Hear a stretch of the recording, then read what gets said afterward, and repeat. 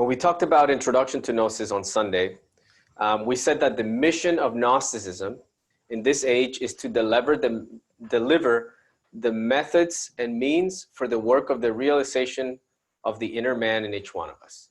And what that means is basically that the Gnostic school is here to provide you with all of the techniques, or well, some of the techniques, because there are so many, we won't be able to cover them all, but at least some of the basic meditation, prayer, breathing techniques, mindfulness techniques that will allow you to develop all of your inner powers, okay?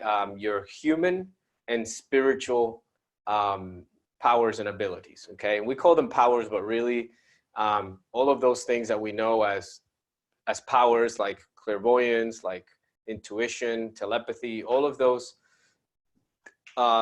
powers or abilities are inner senses of the soul. So they're natural abilities that we all have, but that are now asleep within our own psyche, okay? And so the process of spiritual development is a process of awakening our consciousness, of awakening all of our human and spiritual potentialities, okay? And so then in this second lesson of the program, we begin to explore that there are basically many ways to get to the truth, many ways to develop yourself. And Master Samael Aun Weor explains that in this very short quote. He says, every path more or less long, more or less difficult, strives to lead man towards one same direction, which is self-realization, right? So that word self-realization is what I just explained, and it comes from the Eastern traditions, right? Specifically from the Indian traditions and from the Tibetan tradition, okay? So there are 4 ways, okay? Those 4 ways we're familiar with. It's the way of the yogi, okay? Which the yogi basically works with the powers of his mind to master the emotional energies and the physical body, okay? Then we have the way of the monk, which is the way in which it's a particular path that certain people take, in which they learn to master their emotions, right? They learn to establish connection with divinity through the emotional center, okay? The yogi tries to establish connection with divinity, with the all, by properly using and harnessing the energies of the mind, okay? And then we also have the way of the Fakir, which are referred to as holy men in India. These are the types of, you can say, ascetics or monks or spiritual people that set out, they leave everything, and they live on the street, and they're all about conquering the physical body, right? Mastering the body. It's sort of mind over body, okay? And they all do that in a way, but the fakirs, their main focus is, or their main perspective is that we are physical beings and spiritual beings. And for them, they believe that in order to attain spiritual enlightenment, you have to sort of transcend the body, transcend the limitations of the body, all right? And it's usually obviously taken to an extreme in which they just they want to basically they see the body as a burden, and they see the body as a prison for the soul, okay? So those are the main 3 paths. And then there is the path of what we call in Gnosis, and in certain other esoteric schools, they call the way of the balanced man, okay? Or the 4th way, okay? Or the 4th type of man or woman, okay? And this is the type of person who takes on a deep spiritual path and tries to find union with divinity, but without, or I could say here and now, without running away from life, without going away and meditating on a cave for the rest of your life, without joining a monastery for the rest of your life. and renounced to life itself with all of its joys and sorrows, right? The way, the fourth way, or the balanced man,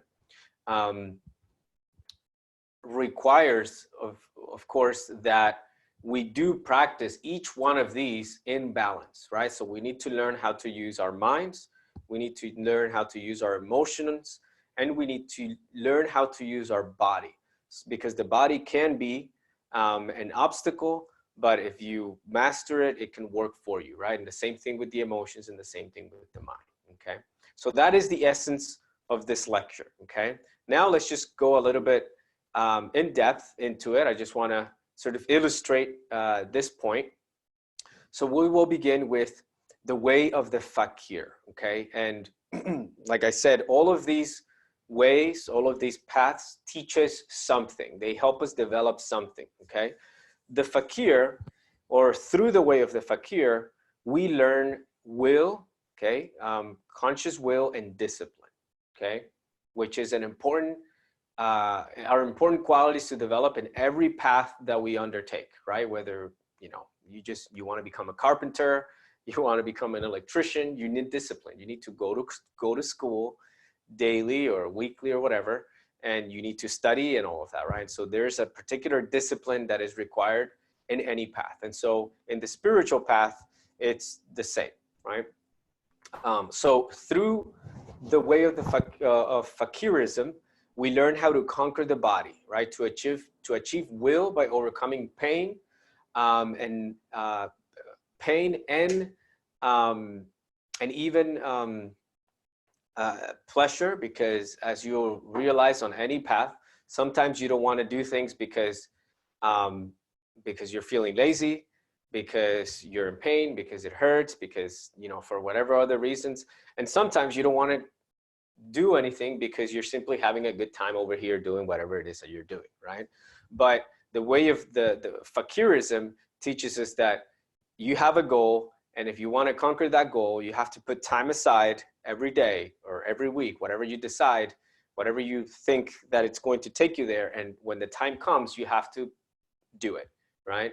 And put aside all excuses, unless obviously you're really physically ill and you can't get out of your bed and all that kind of stuff. But and this is, you know, one of the reasons why most people fail in life. It's because they can't develop discipline, right? They're fickle, right? And so they're either they either have difficulties and they don't overcome those difficulties, or they simply just are too busy over here enjoying other things that bring us temporary satisfaction, temporary pressure, but in the long run, it's only prolonging our failure, right? And our suffering.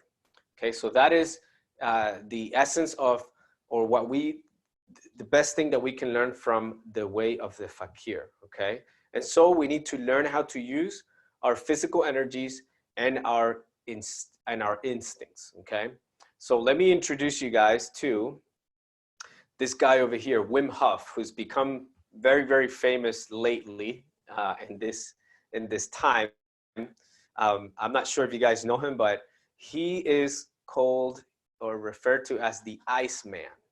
Okay, why? Because this man has been able to, with the power of the mind and will, to actually influence some of the instinctive things that our body does, like raise the temperature of his body. And let's see, he's an amazing, I watched his bio. Okay, yeah. Yeah, I'm sure that some of you might have come across with them. Yeah, with him. Okay, and so yeah, so where am I? Oh, lost the notes. Okay, so Wim Hof is an amazing guy. He is able to raise the temperature of his body consciously, at will, okay, which is something that actually monks in Tibet have always done. And so he found some breathing techniques that not only allow himself to raise the temperature of his body at will, which allows him to take really cold showers, and actually swim in near freezing water, right? He's beaten a bunch of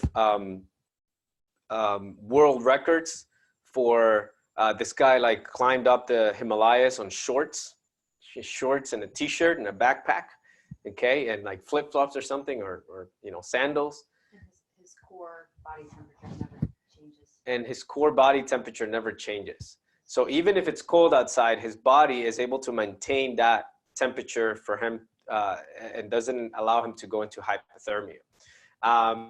He jumps into freezing water all the time, or lakes that are have ice all around. And for most people, if any of us jumps into water that's like 36 degrees, we won't survive. In minutes, our body goes into hyperthermia, and we can get it's a shock to the body, and we can die. We can paralyze and die. But this guy, he starts to do some breathing exercises, right? He jumps in there, and now he has a whole course online where he teaches people how to do that. And so that's not the best thing. He didn't do all of this to just break some records, but it turns out that his health is fantastic. He's able to boost his immune system at will. Okay. The last experiment that I saw, which was amazing, was that they actually injected him with some bacteria, right? And as soon as they injected him and other people that he taught from his course, right? There were like 10 other participants that he taught how to do this. When they injected them all with this bacteria, he started doing some breathing techniques, and his immune system basically went in and killed all of the bacteria. They did not, get any infections. They didn't get any symptoms or anything like that. So pretty amazing stuff. And that's just, he's just a very amazing example of just some of the things that we can do when we really learn to use our body, right? He says he hasn't gotten sick since he started doing this. And in Tibet, there are monks that do this type of meditation. It's called Tumo meditation, in which they actually sit down and they raise the temperature of the body to the point where they brought these monks into the laboratory, and they were able to put wet towels on these monks, and as they raised the temperature of their body, they started to literally dry the towels off. Okay, and it's something that they just do for fun because you have nothing else to do in the Himalayas, I guess. But in the lab, this was very interesting, because they were able to do that, and scientists were able to record it. And so I'm trying to give you guys, there are so many other examples and that come from, if you read the Bible and if you read all the sacred texts, you read about all of these spiritual masters having these amazing powers.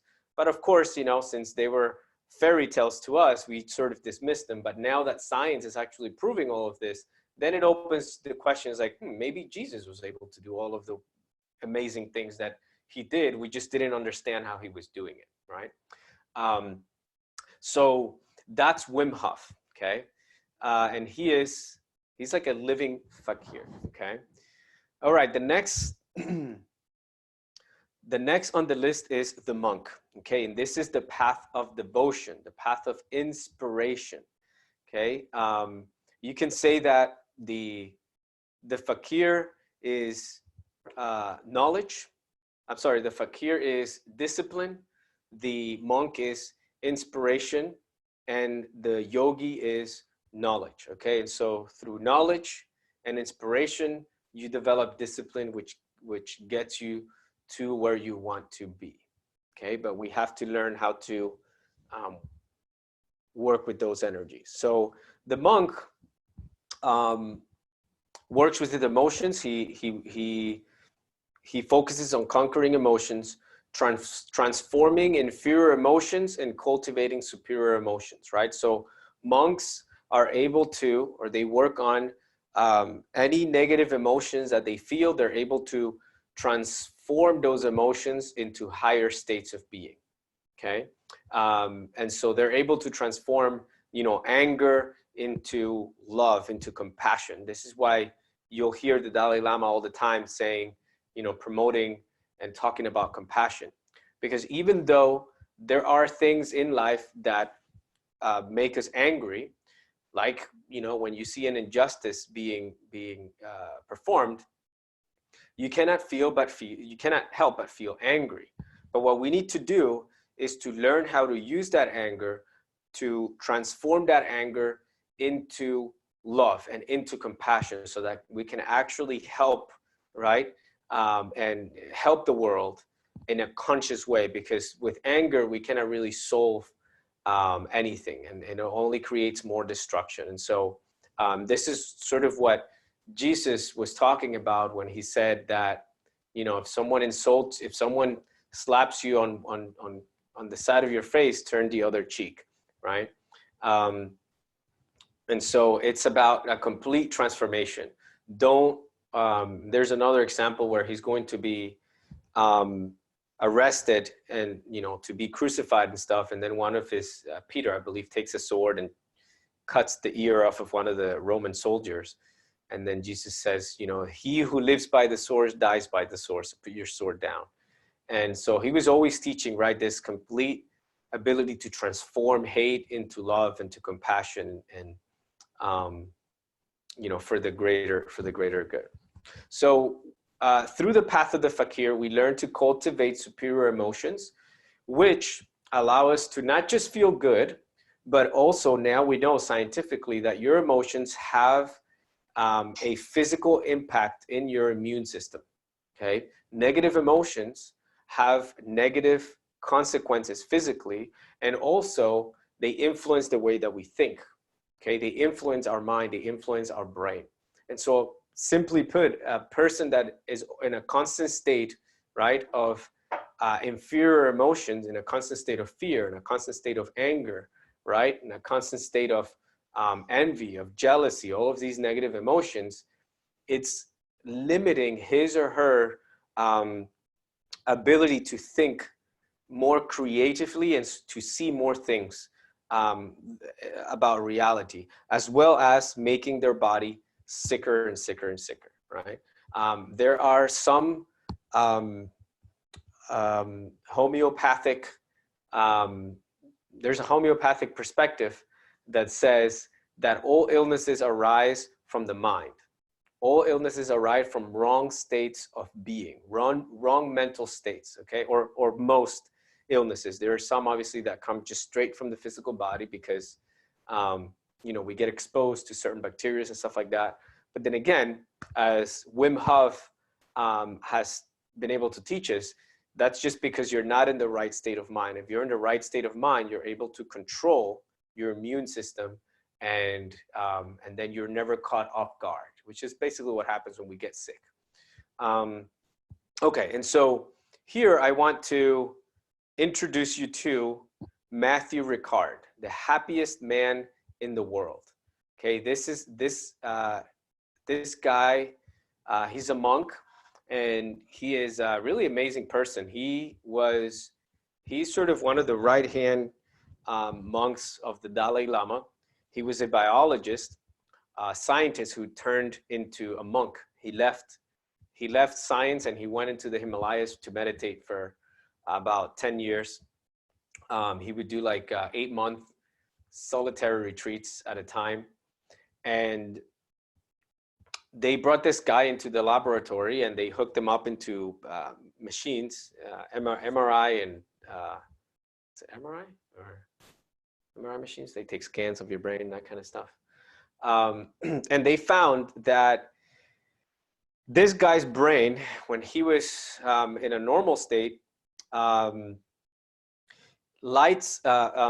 parts of his brain that are related with what we know emotions of happiness and peace and well-being were lit up more during these brain scans. And then when he went even deeper into states of meditation, these parts of the brain that were that we know now that are related to these types of superior emotions like joy, happiness, and peace, were very, very lit up compared to a normal person. Okay, and so they labeled him the happiest man in the world. Okay, something very interesting that they did with some of these monks as well was how through being in complete control of their emotions, you're also in control of your nervous system, right? And here's where this whole sort of concept of mind and matter, right, come together, because there are some things, for instance, that we can't control instinctively, like a gunshot. Every time that someone hears a gunshot or a very loud bang, like someone hammering a nail, your eyes blink, for instance, right? And they did some studies, and one of these monks, they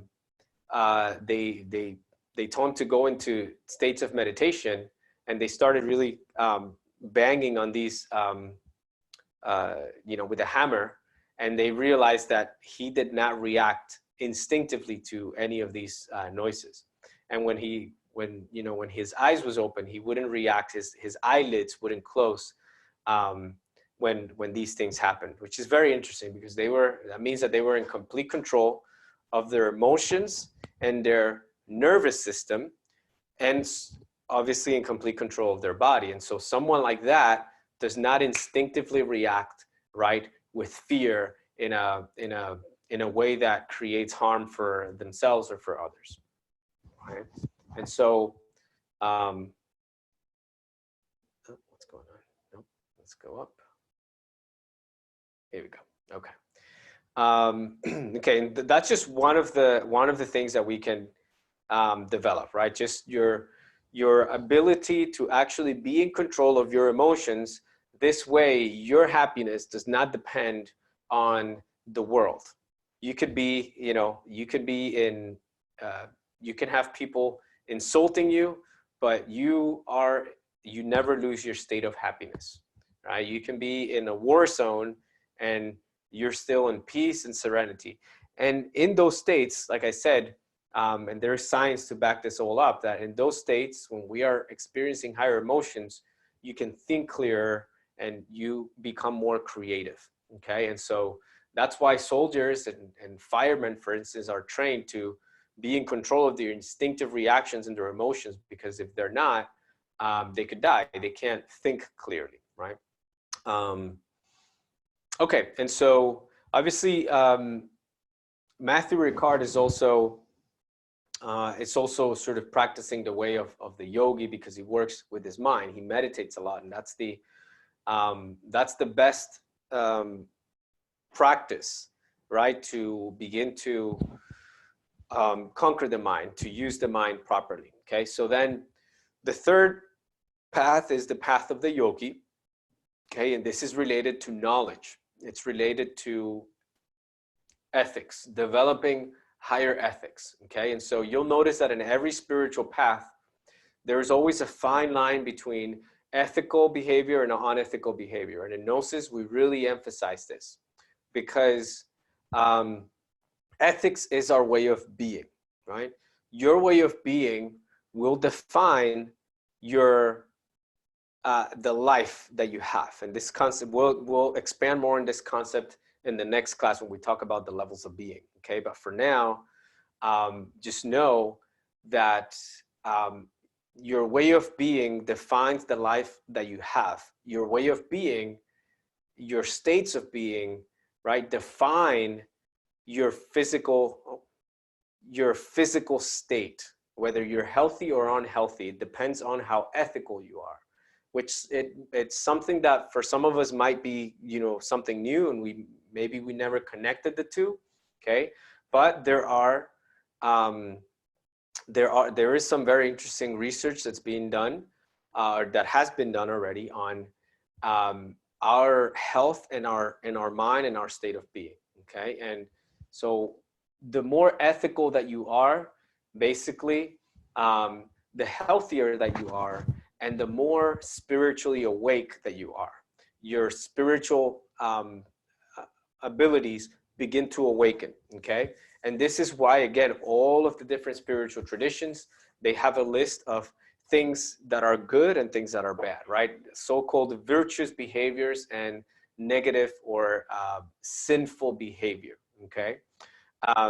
Which, because ethics is just, it's more than just it's more than just an external action, right? Ethics has to do with states of mind, and there are states of mind that are limiting, and there are states of mind that are you can say all encompassing, okay? And so this is why we will study ethics, and that's why, again, from if any spiritual path that you begin, there's always this invitation to begin to practice ethics, righteousness, right? Right view, which in Buddhism they call the righteous path, right?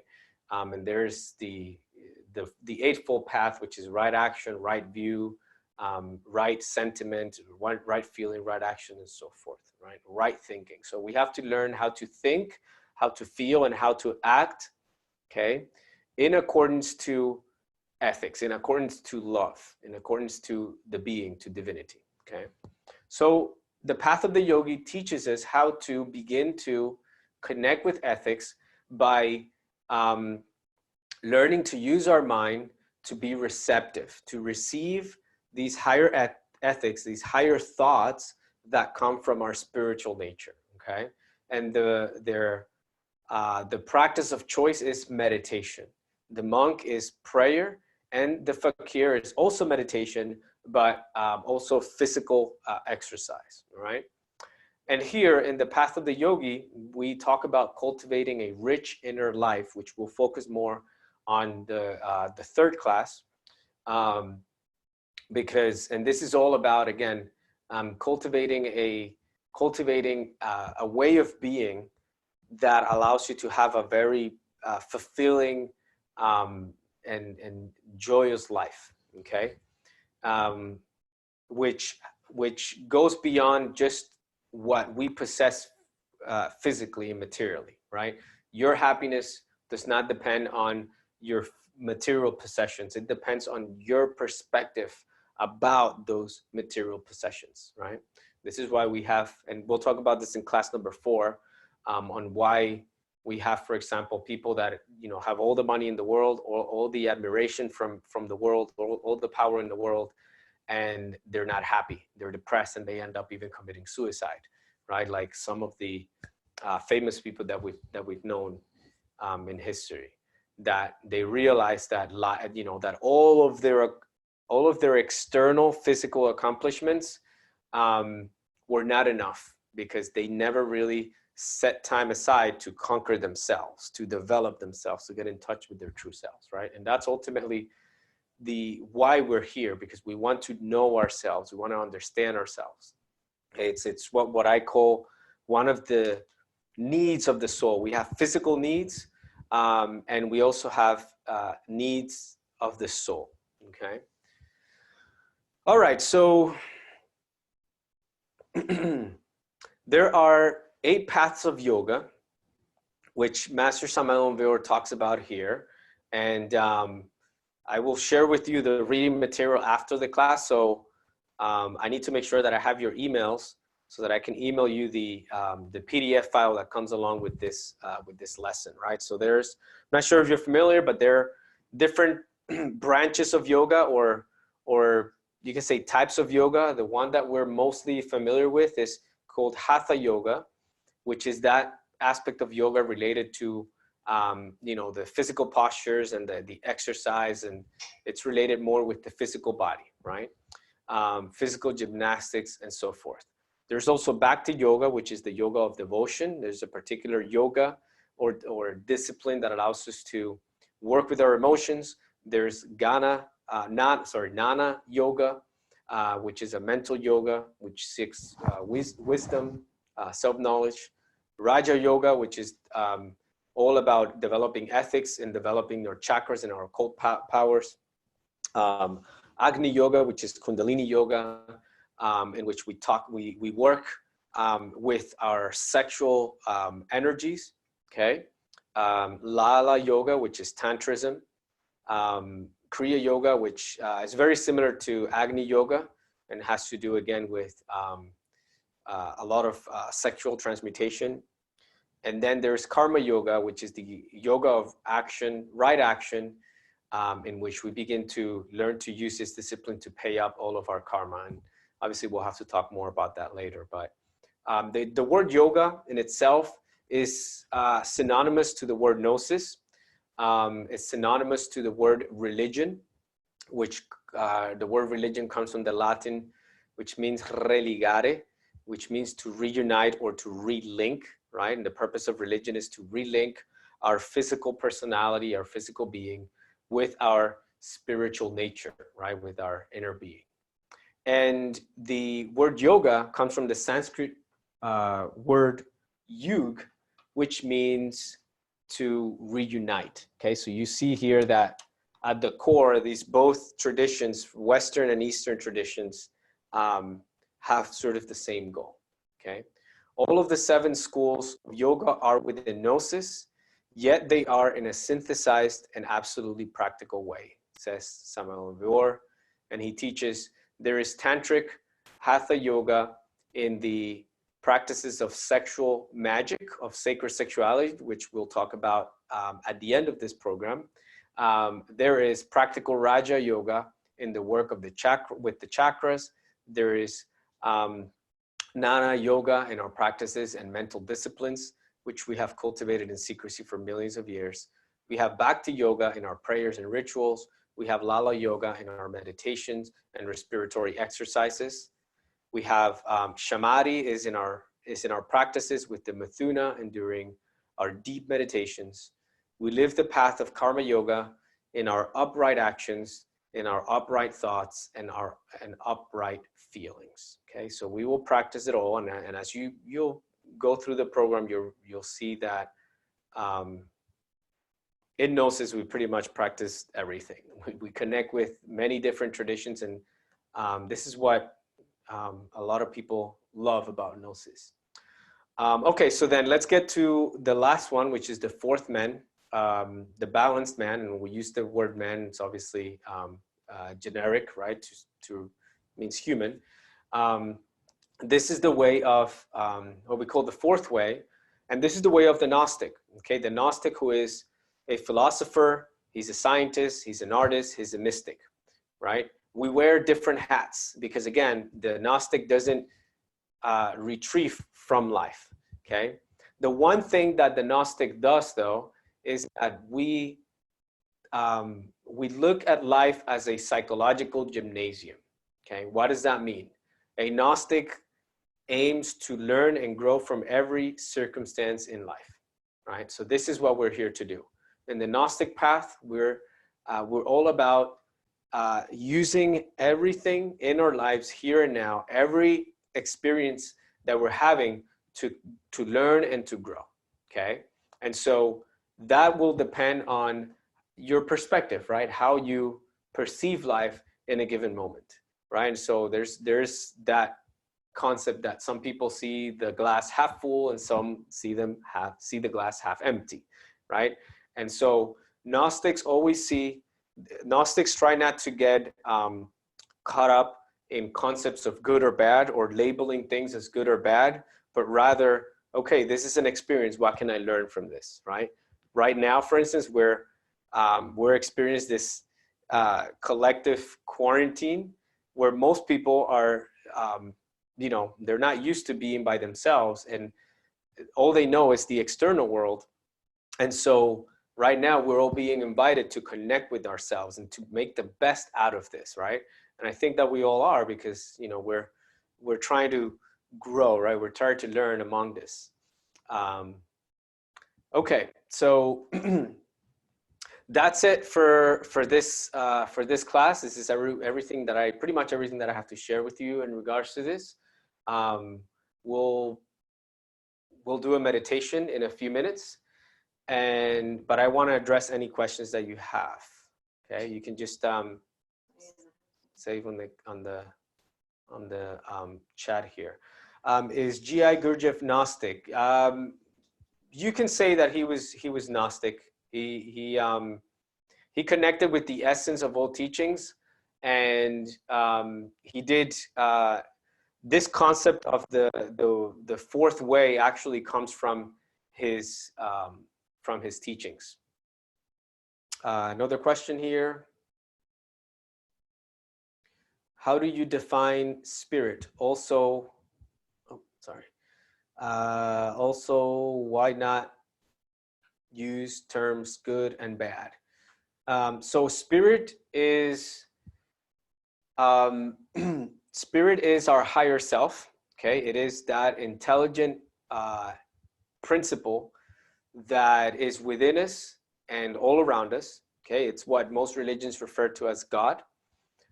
So there is that sort of spiritual, transcendental aspect, all-knowing, and we have that within ourselves. We have an aspect of ourselves that knows everything. We just need to know how to tap into it.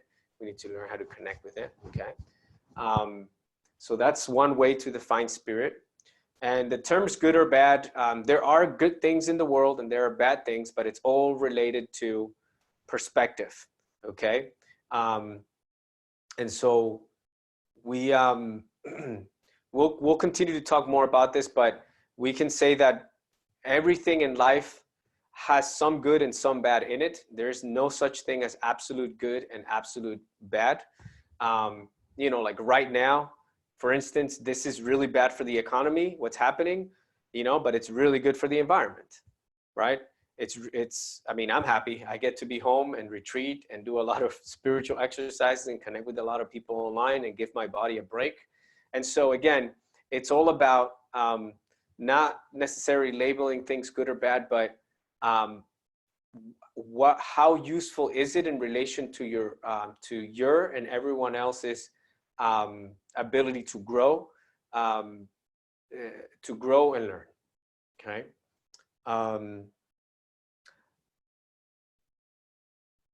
I have class, so I must leave class early. Okay. All right, Karina, take care. Notice physical exercising was disqualified by the White Lodge. Could you go further into that? Hatha yoga. Yeah, so Master Samael, internally, he realized, or they told him that Hatha yoga, or just in general, doing physical exercise without exercising your soul, without exercising your mind, is incomplete, right? So again, it sort of relates to this concept that if you can have a wonderful physical life with with a lot of material things, and everyone can love you, but hello.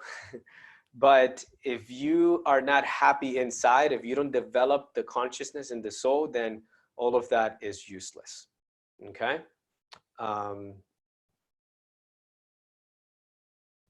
Would you say that prayer is like intention or more like meditation? So there is meditation in prayer and there's prayer meditation. Okay, and we will learn to do both here in this tradition, because prayer is just like meditation. Meditation is a state of being. Okay, meditation is a state of being in which you are completely receptive and you are in a state in which you're connecting with everything that is, your physical nature and your spiritual nature. Okay, and you can say that prayer is part of the process that takes us to that state of meditation. Okay, and we'll talk about the different phases of meditation, because as we know, meditation has at least 6 phases. Okay, the first one is asana, which is related to the physical body, breath work, concentration. Okay, also another phase called pratyahara, which we have to learn how to literally draw our senses inside to not allow ourselves to be distracted, okay, from external things. And in that, prayer is useful, or it's an important part, because prayer is it's a way in which we try to establish connection with our higher self. Once you do that, then you are in a state of prayer or in a state of meditation, in a state of being. Okay, so the two are. We say that you cannot have one without the other, right? A person that meditates should be in a state of prayer, in a state of or yearning to connect with their higher self. Okay.